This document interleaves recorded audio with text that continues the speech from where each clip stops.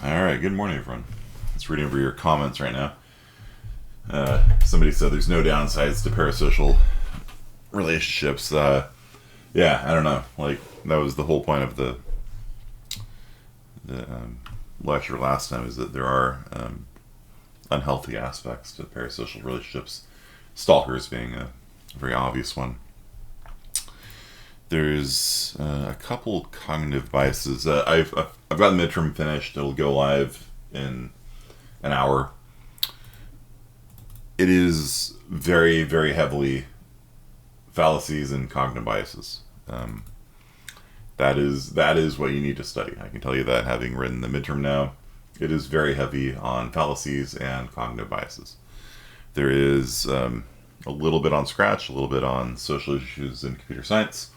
Basically everything that we've talked about has, something on the midterm related to it. But you need to study fallacies and cognitive biases. There's a couple here I think I haven't gotten to yet.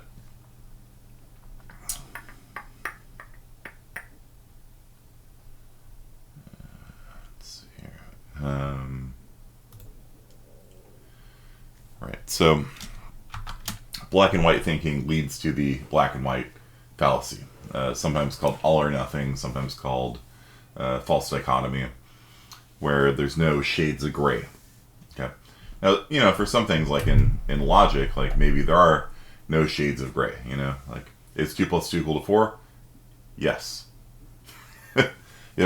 That's not something that, it's like, oh, it's kind of true. No, like, it's true. Like, there's some things that are, in fact, black and white, but all or nothing has to do with a larger group like coworkers. Interesting.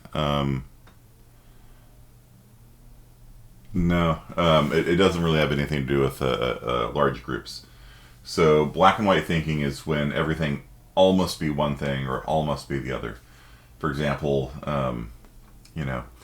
in relationships, somebody's like, oh, my boyfriend's the best in the world, but then if the boyfriend does anything wrong, then they're all horrible. Like, they're all either good or they're all absolutely horrible. So, for example, Richard Stallman, who we've talked about earlier, he is as important as like Steve Jobs or Bill Gates, but in the Linux world, the GNU/Linux world, as he would say. When he was spending the night at my house, he got a chocolate bar to thank me for letting him crash in my house for the night, and he couldn't find it. And so it went from like everything's normal to like everything's ruined, and he literally said that. He's like, everything's ruined, everything's, and it's just a small downside. You can't find the chocolate bar. Okay, I'll survive. I was curious. I was like, all right, well, was this like a special chocolate bar or something? And I guess it was, like, it wasn't one you could get at the grocery store. But at the same time, when he eventually found it, which he did, it was just like, it was a chocolate bar. It was like Lindt or something like that.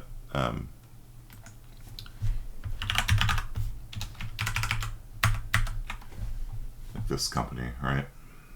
Which isn't that rare or that special, It's just like he had picked it up at like maybe a Whole Foods or something, So, good morning. So you guys understand, like, things can just go like a little bit wrong, but it's if you engage in black and white thinking, like everything must be perfect or it must be horrible, it's no shades of gray in between. And it doesn't have anything to do with like a large group of people or anything like that. Like, you can just on a one-on-one basis, like with my boy Richard Stallman and the boyfriend example, like, it doesn't have to have a lot of people. Okay.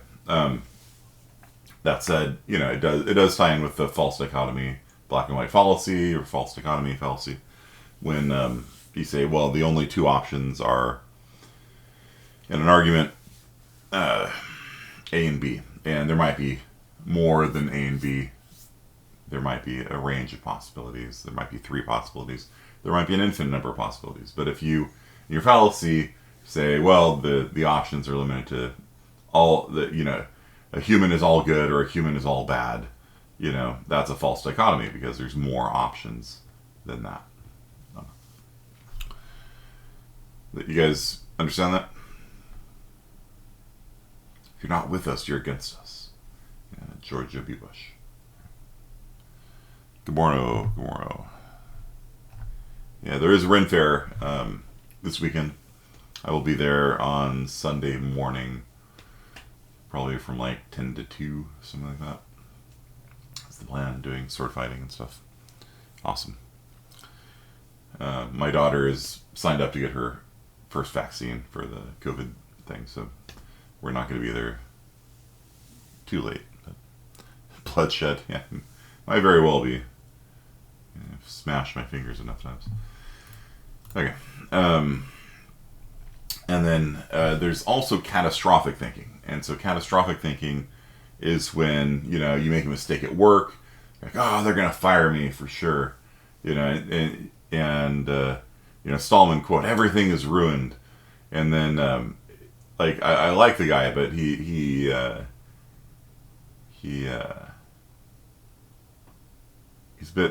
bit odd, and it's like everything's ruined, and then people are like, no, it's okay. It's like, you can't tell me it'll be okay. You don't know that, and he would just kind of like, and why was he upset? Well, because lunch ran long, and he wanted to be at the college 3 hours early to give the talk rather than 2 hours early or whatever it was, It was fine. Like, we got there on time. We were set up on time. The talk went fine, but he immediately leapt to the absolute worst case scenario. So, yeah, catastrophic thinking is not just, when something bad happens, thinking worst case, but like, even when nothing happens, like thinking about the worst case and ruminating on it and dwelling on it. I'm never going to graduate from college. I'm never going to get married, and it's not healthy to be like aggressively pessimistic like that, I want to see a fair chair fight. Yeah. Maybe I should throw Mankind off a cage match for the SCA.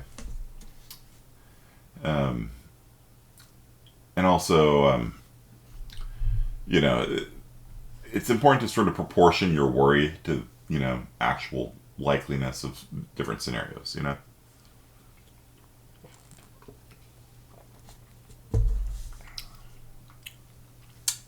For example, it's funny. So for example, if you are terrified by biological weapon attacks and you don't go out in public because of that, it's like, it doesn't seem like that happens very often. Whereas getting hit by a drunk driver is far more often, So it's important to sort of proportion your worry to the odds of things actually happening. And again, this comes down to doing science and doing the stats and things like that. So, one thing on the midterm that I put on was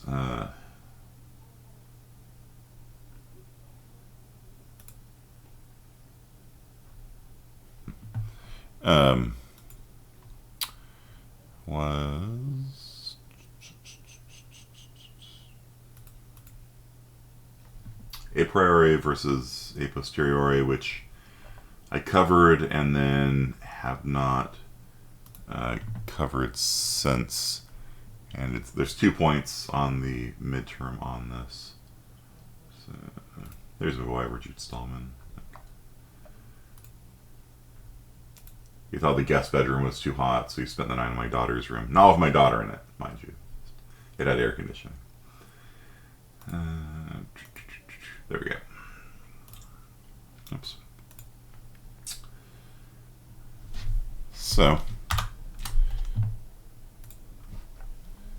sample midterm is the study guide. Yeah, there's also the fallacies cheat sheet that I put together that has a list of all the different fallacies in it.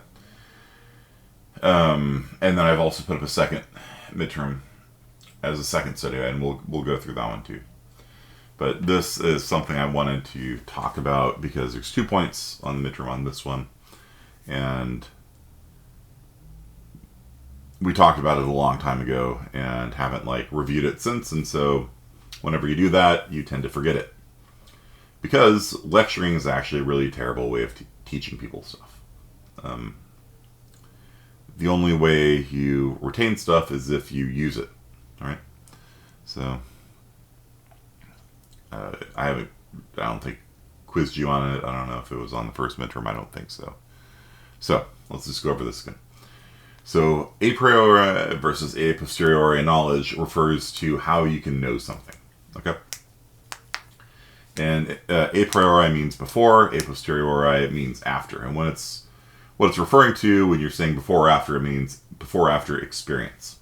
So a priori knowledge is knowledge you can know without going out and making an observation. An observation would be like going out to Sequoia National Forest with some sort of laser measurement system and measuring the trees or something like that. That's an observation where you're in the real world and you're okay, well, this thing here, it weighs 2.2 pounds. That's an observation. Okay. So a priori is a type of knowledge that comes prior to experience that you can make sitting in your chair at home, so to speak. And you guys are funny. So, for example, you can prove that 2 plus 2 equals 4 without actually needing to get 2 apples and add them together and be like, look, there's 4 of them. Because there are rules of mathematics. And you can just sit at your chair and go in your head and add up some numbers, And there's some people that say, there's some people that are empiricists that say, well, the only reason that you know how to do a priori is from experience, right? You have to pick up apples and count them. But the knowledge is definitely a priori knowledge. And the reason why we can say that for sure is because think about this. If you added 1,000,000 and 1,000,000, what's the answer?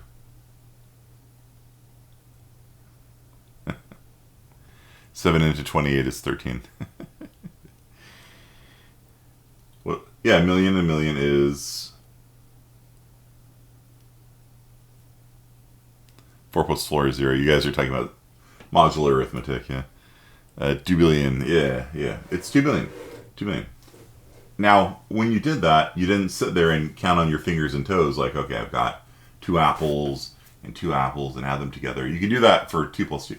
But for 1,000,000 plus 1,000,000, you don't. You don't actually count 1,000,000 on one finger, on one hand, and 1,000,000 on your other hand, and add them together.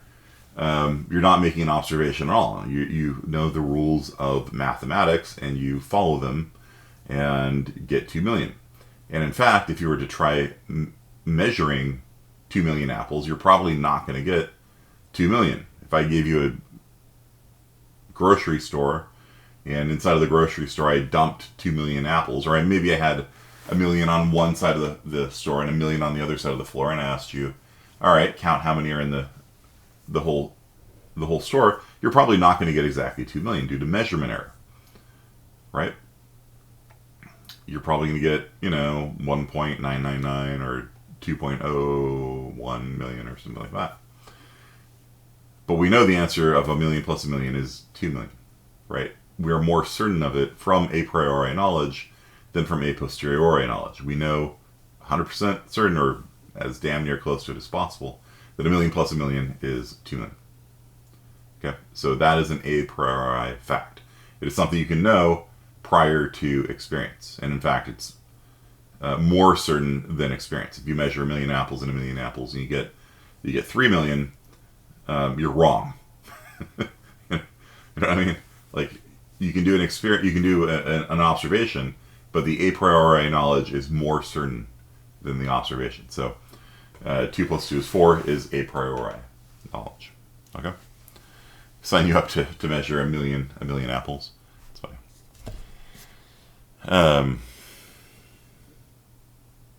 So, most things in math, most things in logic are a priori. Okay?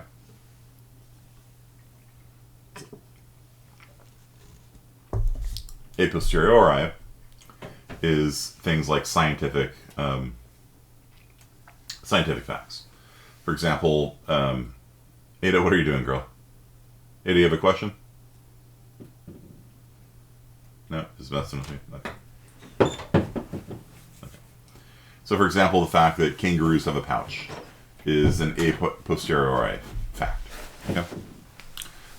Right? Because you can't know that sitting on your chair at home. You know, that's very much something that you can only know through observation. How tall are sequoia trees? Right? You can only know that through observation. And in fact, they can range. There's a range, yeah, but the scientific minds of the 1800s believed that sequoias were a myth, because people are talking like, no, these are really tall trees, and people are like, no, trees don't get that tall, you know. And so they eventually had to chop down one of these giant trees, the centennial tree, and you can find the centennial tree stump in where, Ada? Somewhere. Thanks. Good answer. In Yosemite? I don't know. Wait, if that was still around, would that be taller than General Sherman? Is a continual tree was still alive? Would that be taller than General Sherman, Daddy? It is the tallest tree ever to be chopped down. Is it taller than General Sherman if it was put back on its stump? It was known as the Californian hoax. And so there's the tree, they chopped it, and they sent it to the East Coast. Like, look, no, it's actually really big. And the... I feel like sequoia trees aren't that big from how many times I've been seeing sequoias. Cut down in 1875, sent to the Philadelphia Centennial Exhibition of 1876. I really feel the feeling of how great and big they are. Only the outer shell is exhibited, the parts being reassembled after shipment. Eastern people refused to accept the fact the exhibit was part of a single tree and called it a California hoax. It took 2 men 9 days to chop down the tree. Its upper trunk is the scarred log down the slope. Ladies from a nearby lodging camp used to conduct Sunday school services for their children upon the stump. So, why instead of cutting the tree down, they just tell the people to come on over? That was the thing. Like, they were like, no, they're really big, and then people were like, no, you need to prove it to us. And so they chopped one of the world's tallest trees down and mailed it to the East Coast in pieces, because there's no way you could ship it as a single tree, and people still didn't believe it, you know. And so this would be very much a posteriori reasoning. Is this real? Why? I don't know. Why didn't they just tell the people who didn't believe to just go on over and see the sequoias as one? They did, but it costs money, and so people are like, no, I'm not going to. No, the trees are big there. Yeah, sure, buddy. Tell me another one. No, they're like hundreds of feet high. Sure. That's a posteriori reasoning. You guys understand? In this case, faulty, wrong a posteriori reasoning. But still, they were like, show me evidence so I can make an observation for myself. And when the tree arrived in pieces, because they couldn't fit it onto a damn train, they're like, yeah, see, you just chopped it. You chopped multiple trees, you glued them together. You know, it's not real. I mean... That's a posteriori reasoning. I mean, at the same time, you can't really get that evidence because I'm guessing they didn't have machines back then that told if it was the same tree. That is correct. They did not have DNA evidence back then. So, yeah, this is not Ipsy-Dixit. Oh, I forgot to put Ipsy-Dixit on the midterm. Otherwise, you just have to observe, that looks like cedar, that looks like sequoia, that looks like beech. Yeah, no, they're all... You can probably tell it's the same wood, but, they didn't have, DNA evidence and things like that. So, beech, B-E-E-C-H. No. Beech and birch are both a tree. Yeah, this is what happens when you let your daughter play Valheim. There's another B-type tree. Beech and birch are both different types of trees. Yeah. I think I've been to a cut sequoia stump and it's huge. Yeah, they are, and so people just didn't believe it, and so, this is how a posteriori reasoning works. You make a claim. They're like, show me evidence for the claim. You show them evidence by making an observation. Beech.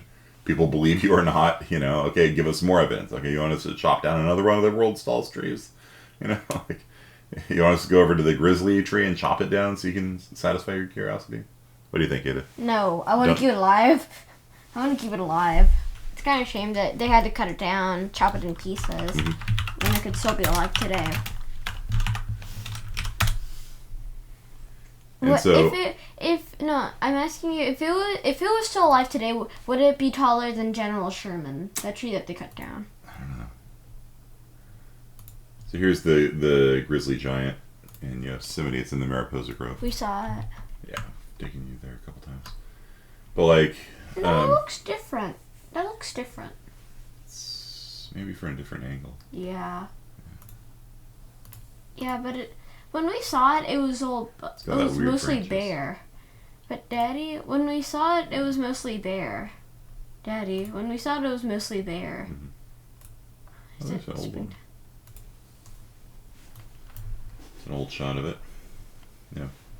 So, if I were to present to you, you doubting skeptic in Philadelphia, here's the photograph of a giant sequoia in Yosemite. That's a posteriori. Here's an observation. You don't have to make the observation yourself. Like, you can document it, photograph it, videotaped evidence. That's all a posteriori reasoning. Is a waste of a good tree. Yeah. It's sad with all those fires, though. I think they sprayed anti-fire repellent on General Sherman. You restarted your laptop, and now we're talking about trees. Yeah, but we're trying to make a point because there's 2 points on the midterm on the difference between a priori and a posteriori reasoning. Now, one bit of let it grow, like it did so long ago. Huh. My daughter's telling me. They're talking about trees in there.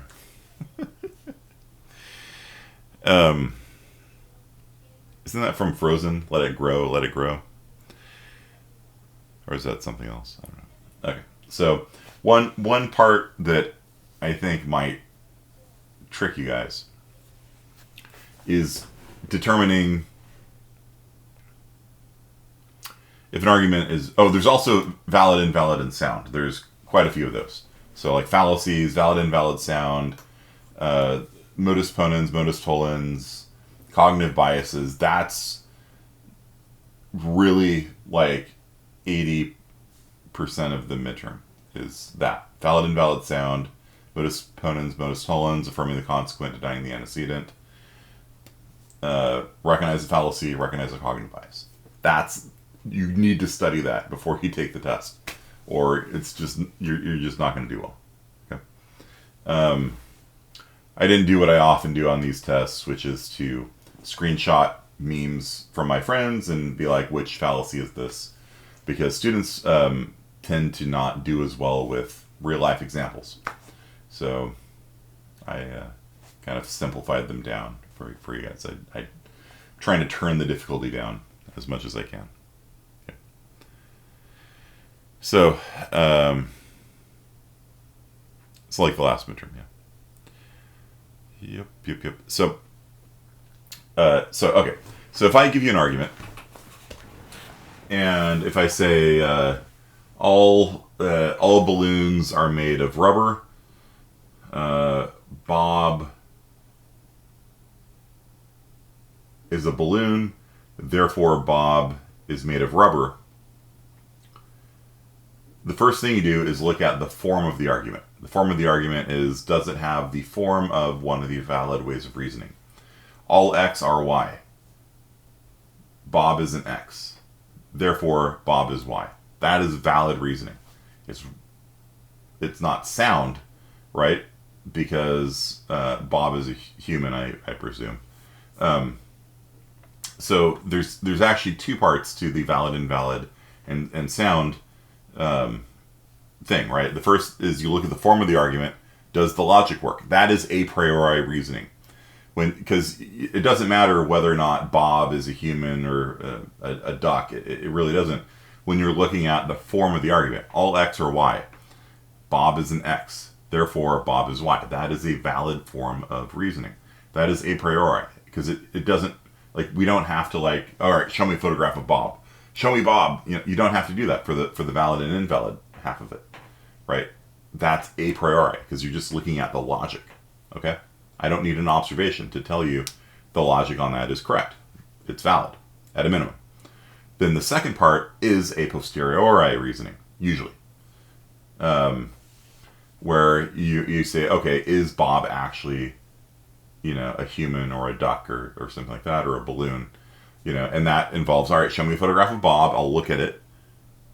Okay, yeah, it looks like he's a balloon, all right. It's a Bob the Builder balloon or something. I don't know. Probably have those. Yeah, so there you go. And you present argument here. This is Bob is a balloon. Okay. All right. So is it true that all balloons are made of rubber? No, that's a Mylar balloon, right? Okay, it's unsound. It's valid but not sound. Do you guys see this? Like, when analyzing an argument to be valid, invalid, and sound, you first look at the form, that's a priori, and then you look at the premises to see if they're true, that's sound. And that's a posteriori reasoning. Okay? So, yeah. All balloons are made of rubber. Premise 1. Premise 2, Bob is a balloon. Conclusion, Bob is made of rubber. Form, valid. A priori reasoning. Yep. Checks out. That is valid reasoning. Cool. Part 2. Are all balloons made of rubber, and is Bob a balloon? That's a posteriori reasoning. Okay? So we oftentimes combine these two things, and that's very, very common. It's, in philosophy you talk about, people that are rationalists and empiricists that are all one or all the other, and frankly that's just, silly. Because in most cases in life, like, you just use both, but you just have to recognize which is which and when you use them. Okay. So, let me pull up the... So do you guys understand the difference here?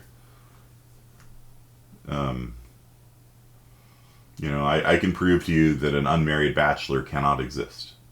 You can't prove that. You haven't done the observations necessary. No, I can, because a bachelor is an unmarried man, right? And so if you were married, you can't be a bachelor. So I can prove to you that I can prove to you that married bachelors don't exist. It's a contradiction.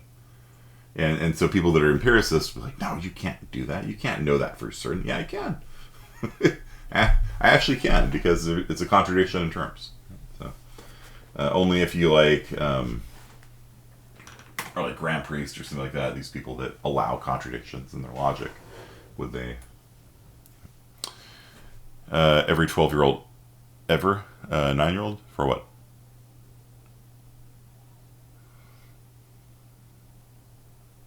Okay. So let's go ahead and pull up the second sample midterm. Go through that.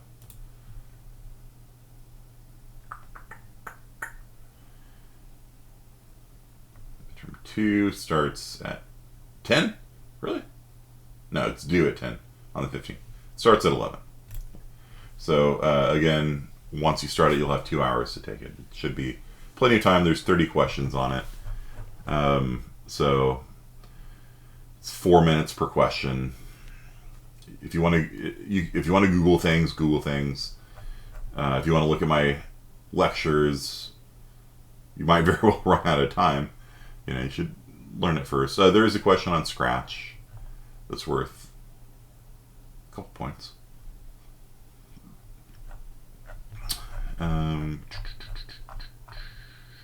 Midterm 2.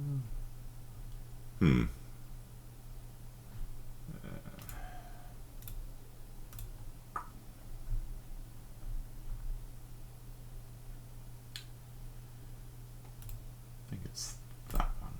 Yeah, there we go. Okay. Alright, so let's take a look at this one. And again, on these sample midterms, you're going to see there's topics we haven't talked about in this class. You don't need to study them. I don't test you on things I haven't talked about. Every semester I teach this class, it changes depending on what's happening in our society. Like right now, the whole social media thing is hot. So hot right now. Social media.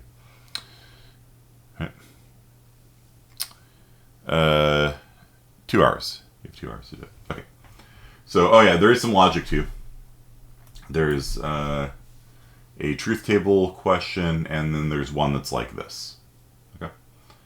So there'd be a total of like 4 or 5 points on logic as well.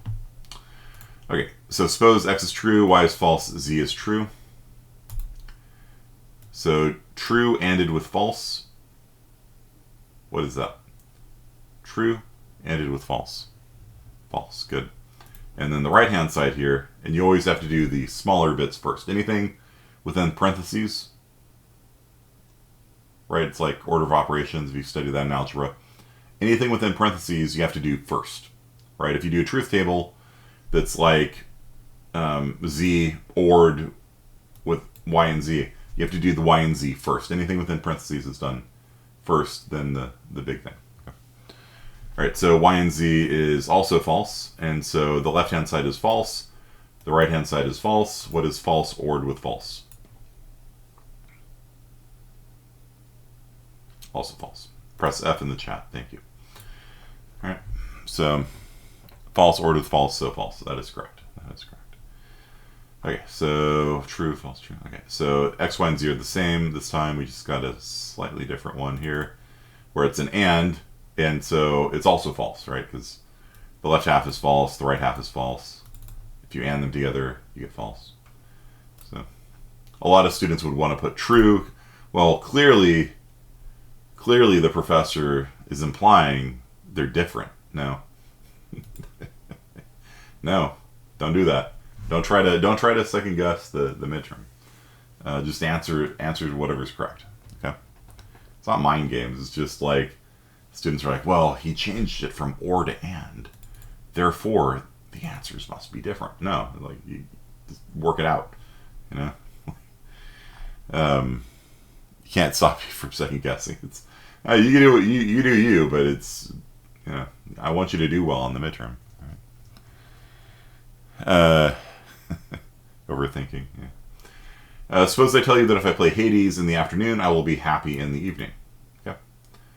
That's probably a true statement, I guess. Maybe. Yeah. Well, I'm just telling you it's true. It's fine. Okay. So you see me happy in the evening. Did I play Hades in the afternoon? X implies Y. Premise 1. X implies Y. Premise 2. Y is true. Conclusion. X is true.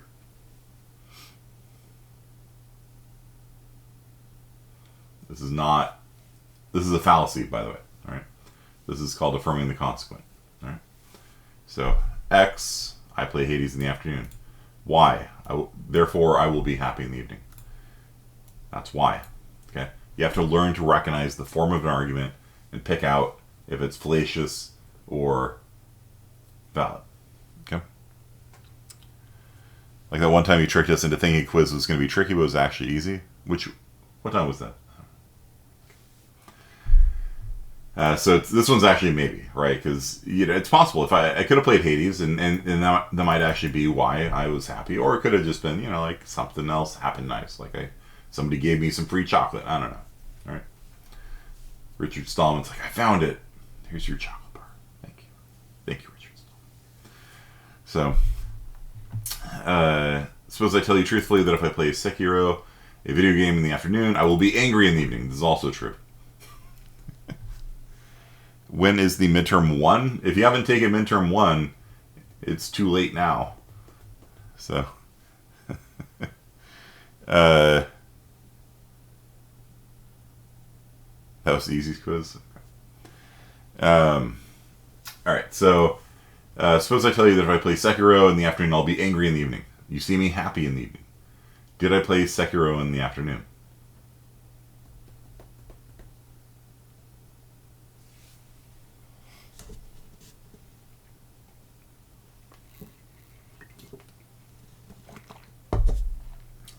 So, X implies Y. X is I play Sekiro. Right? Break it down. Break it down logically. X is I play Sekiro. This implies I will be angry and frustrated in the evening. You see me happy in the evening. In other words, not Y. Right? X implies Y, not Y. Therefore, what? Recognize the form. Recognize the form of the argument. It looks very similar to the previous one, but the answers are not the same. It's not maybe for both, because for this one, X playing Hades means I'm happy. There are other ways that I could be happy, right? So it's maybe I did, maybe I didn't. For this one, every time I play Sekiro, I get frustrated, right? You see me not frustrated. Therefore, I did not play Sekiro. And the reason for that is because if I did play Sekiro, I absolutely positively would have been frustrated. And I wasn't. So there's no chance that I played Sekiro. Okay. So go over affirming the consequent fallacy, modus tollens, modus ponens, and denying the antecedent. Because there's like 4 or more of those questions on the midterm. Probably more. Maybe 5 or 6. So learn to recognize the form of arguments. It's one of the most important things in this class. And if you're like, why is this in a computer science class? These are if statements. in a computer program, all of the intelligence of a computer program come from if statements. From, if the user clicks the mouse button, then play a farting sound. Not very much intelligence, but there you go. And so you can download an app that is just a button. When you press the button, it makes a farting sound. These apps exist. I'm not sure why, but they exist. And it still has, even though it's like no intelligence, like from a human perspective, it's still, that's where the intelligence in a program comes from. It comes from if statements. If X, then Y. And so if you can't reason properly on paper, you're going to have trouble reasoning properly in a program. And so it's really important to identify not just arguments, not just for debating, not just for like recognizing it when the politicians are BSing you or the media is BSing you. It's not even just for that. Like, you need to understand if X then Y and all the different ways it can play out. If X then Y, not Y, therefore not X. If you're going to become a programmer as well. And if statements are the heart of every program. The heart of every program is, at some point, something happens and you need to decide, am I going to do one thing? Am I going to do another thing? And that's where all this logic stuff comes in, because it's literally logic. One of the founders of computer science is Bertrand Russell, who's a famous logician and philosopher. Okay. Funny fourth grader joke are still funny. Huh? Stick to the structure of the argument. Yeah, that's exactly what I'm trying to teach you guys. Is that you just kind of eyeball it, and your English brain doesn't work. It'll sabotage you.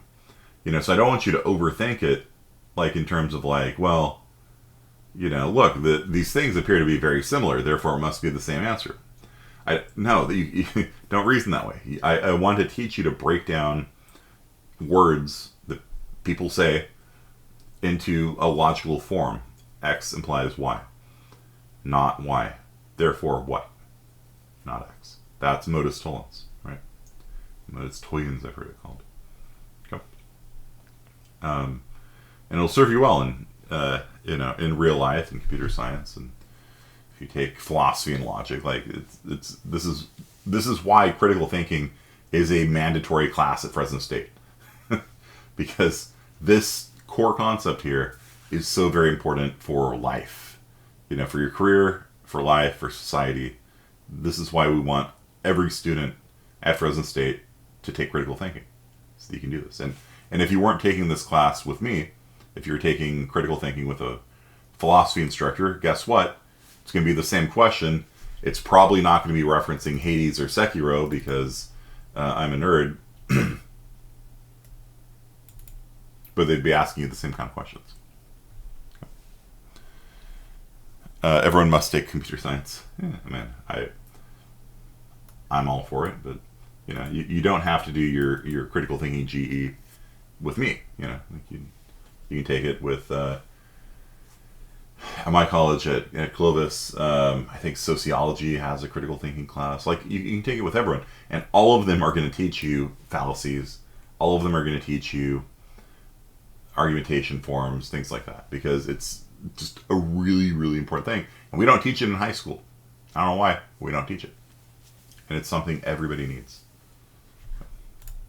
All right, not X and Y. This is De Morgan's law. I don't have a De Morgan's law question on the midterm, but I'll answer this for you.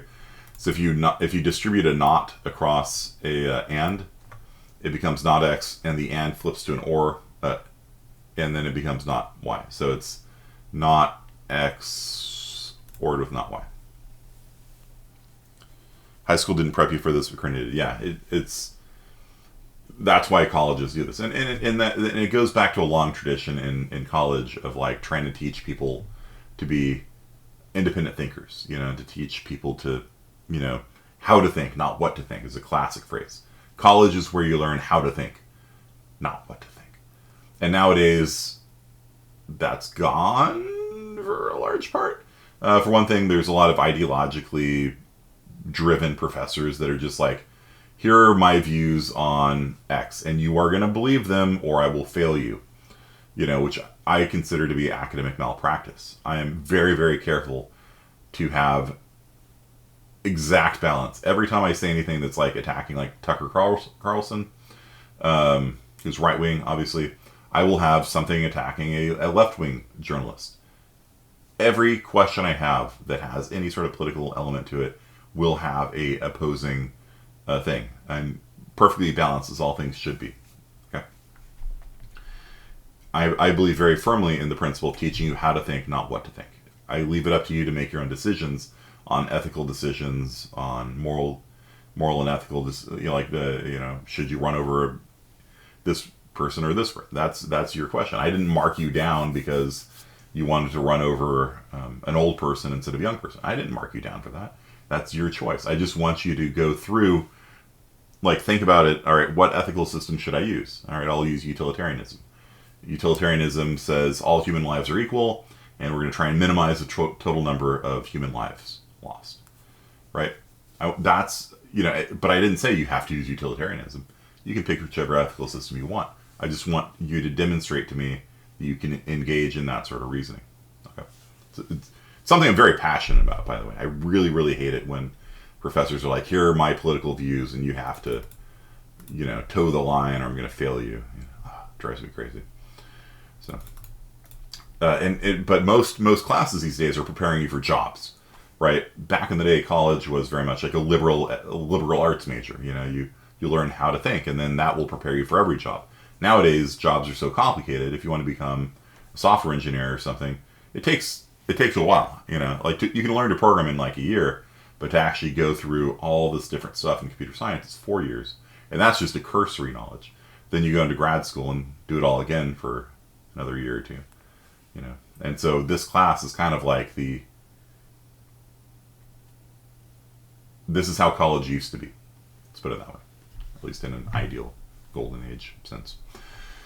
Okay. All right, here we go. Here's another one. After Sekiro and Hades, if I tell you that I play Skyrim, I will install modifications for Skyrim. X implies Y. If I play Skyrim, I will install mods for Skyrim. That's true. It's absolutely true. Y implies Z. X implies Y is this part here. Y implies Z is this part here. If I install modifications for Skyrim, I will be happy. I played Skyrim. Therefore, am I happy? X implies Y. Y implies Z. Does X imply Z?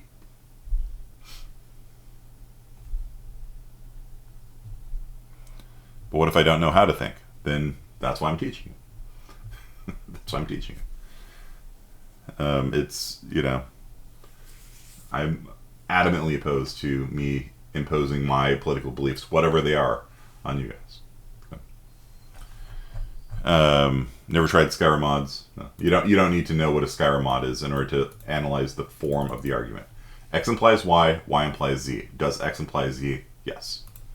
Okay. That's not on the midterm. This one. So you're fine. Set theory, set theory, set theory, set theory, set theory, set theory, which we're going to do after midterm 2 this year. Person A, you're not qualified to be president because you've had secret business dealings with China. Person B, but you've had secret business dealings with China. What fallacy is person B making?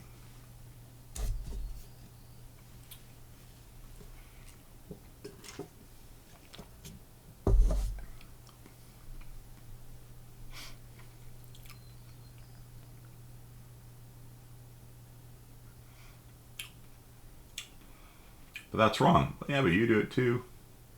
It's not a counter argument. Yeah, it could very well just both of them are doing something wrong. Right? This is too quote. All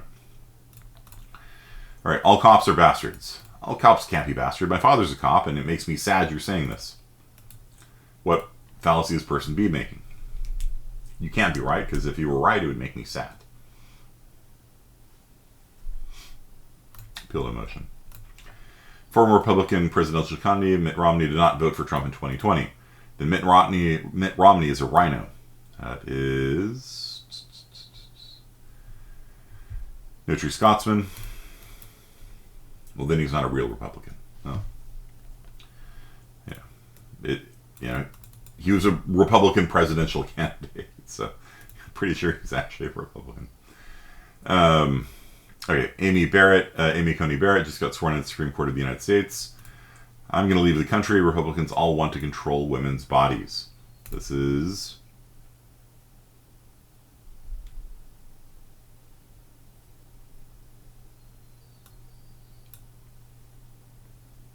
straw man. No, it's not tu quoque. Person A said that there's a new Supreme Court justice. If person B said something about also being a Supreme Court justice, that'd be tu quoque, you too. This is not tu quoque. This is straw man, right? Because it is not the case that all Republicans want to control women's bodies. Yeah. So, believe it or not, it's true. All right, person A, the best way to run a household is for the people running the household to hold all property in common. I agree. Therefore, the best way to run a country is by having all the people of the country hold all property in common. So, this would be fallacy composition. That which is true of the small bits must be true of the larger group. Yeah, good. I think Trump is going to win in Pennsylvania. Everyone I know says he will. I disagree. I heard CNN said he wasn't going to win it. So what fallacy are both people making? Person A is making an ad populum, right? Everybody says Trump's going to win Pennsylvania. That's ad populum. Person B is making an ad verecundium, the appeal to authority. I've been taking Japanese at Fresno City College. It's so hard. I agree. Japanese is hard. Eating Japanese requires chopsticks, and I'm terrible at chopsticks. What's going on here? Yeah, that was an argument for communism. This is actually Marx, by the way. This is actually an argument that Marx made. And so Marx made essentially a fallacy of composition.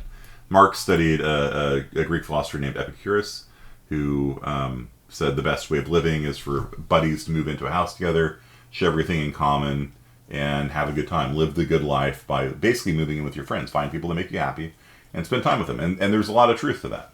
And then Marx said, well, if it works for one household of buddies living together, it must work for an entire country. And that's where the Marxist theory of holding everything in common by the state came from. It came from a fallacy of composition based on studying Epicurus. Okay. So here, this is equivocation. This is equivocation. I'm taking Japanese at Fresno City College. They're obviously talking about the language. And then person B is talking about Japanese in the sense of Japanese food, right? I'm taking Japanese. I agree, Japanese is hard. Eating Japanese requires chopsticks. That's equivocation.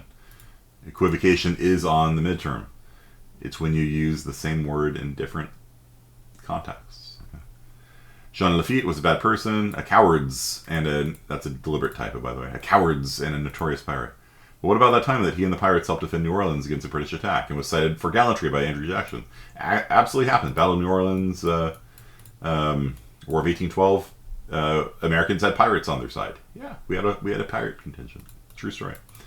They offered a pardon to pirates to fight alongside the Americans, and they did. The pirates fought alongside, and the Americans pardoned them. Well, other than that one time. Yeah, it's a moving goalpost. Carbon dioxide levels increased. We should do something to slow them down. But in the same time period, the world economy has gone up. Therefore, we need more CO2 because as CO2 goes up, the economy goes up. This is correlation, is not causation, obviously. Let's just go through the last ones real fast. I like animals. I think all animals should be given the same rights as humans. Yeah, well, Hitler also loved animals. This would be I can't trust anything said by a person who likes the same thing Hitler liked, like animals. It's ad hominem. Science is not certain why the universe exists or why the cosmological constants are the way they are. So clearly the answer must be God. That's appeal to ignorance. Okay.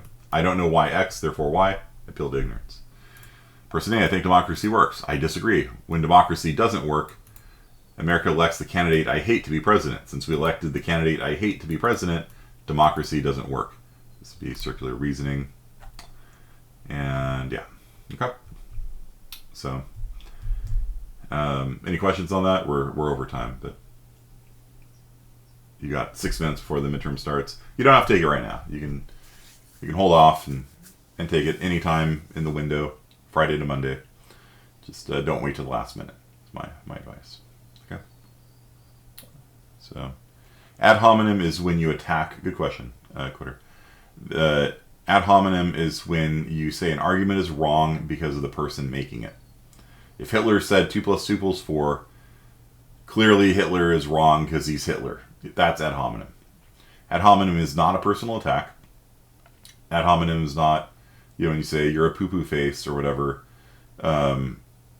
that's a personal attack. Ad hominem is when you say an argument is wrong because of some quality of the person making it, right? I can't trust anything said by a person who likes the same thing Hitler likes. That's ad hominem, right? They're not attacking the argument at all. You see that?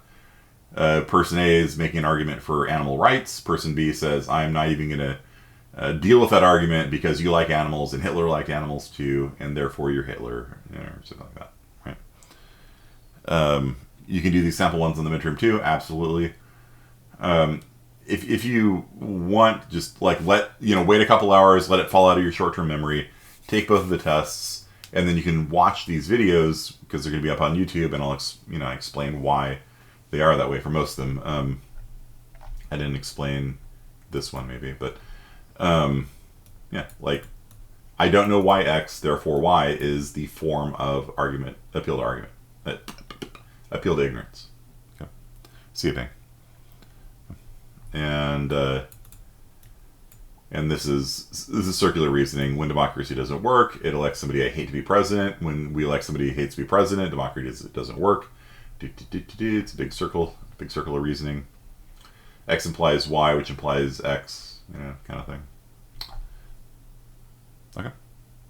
Just let it clear out. Take both of the sample midterms. See how you do. Don't worry about the set theory stuff because we're doing it after midterm 2 this year, just because of the topics of interest in the world. Okay. And if you have any questions, just ask me. It's fine. I'll be around when I'm not getting hit at Renaissance fairs and things like that.